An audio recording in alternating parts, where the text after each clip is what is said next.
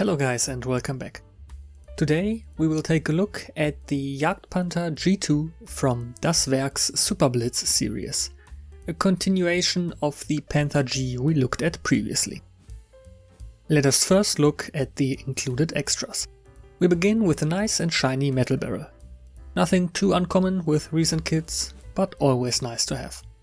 Next is a small sheet of photo-etched parts for the engine grills and a few hooks. Great level of detail and a must-have for any serious kit. And yet again, like with the Panther, we have two cables of different diameters made from copper wire. For the decals, you get 4 different number options and the usual crosses. Here we have the lower hull made from a single piece. Here you can immediately see the special feature of the SuperBlitz series. Many details are already attached, which shortens the assembly time. The swinging arms are all in place already. While this does mean it's impossible to make the suspension conform to any possible terrain, it also means everything is lined up perfectly in case the model just stands without a base. All other details are sharp and clean, as you would expect from a new release. The lower plate has some decent armor texture and some weld lines. This is the big one piece for the upper hull and superstructure. Again, lots of parts are already attached, like the fenders and most parts of the engine deck. As you would expect, this part is as detailed as the rest, but it's missing any kind of texture on the larger armor plates.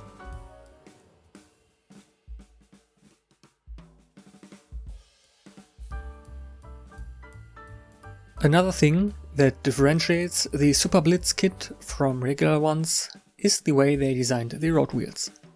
The inner road wheels are all attached into a single larger piece by these connectors. And I must say that this is a really interesting concept so far. It was pleasant to build the running gear like that.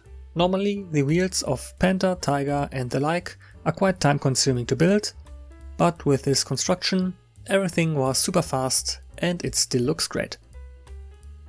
But of course the most outer wheels are separate, since you don't want to see the connectors. On the Sprue E we have the tracks. They are link and length tracks. The tracks look really good, especially for the price of the kit. And since I have already started building this kit at the time I write this, I can also say that the tracks are super easy to build. From every kit I've built so far, these were probably the tracks with the best balance between details and difficulty. There are slight ejector pin marks in the middle of them, but let's be real. Nobody's gonna see them with the wheels covering them, so you can just ignore them. Details on the draft sprocket and idler wheel are again sharp and clean.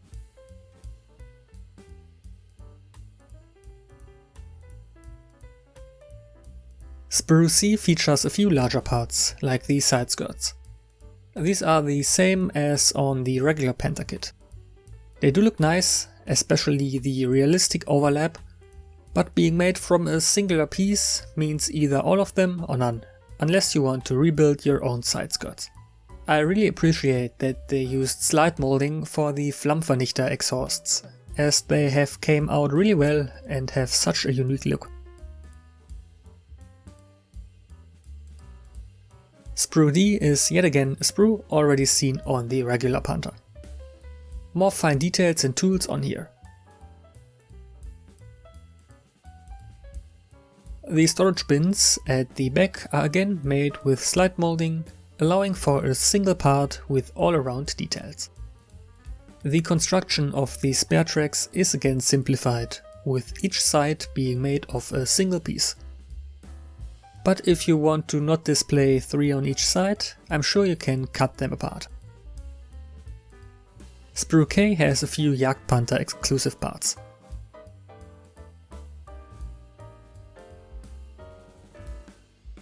Here is the muzzle brake, but we have to get back to that one later again.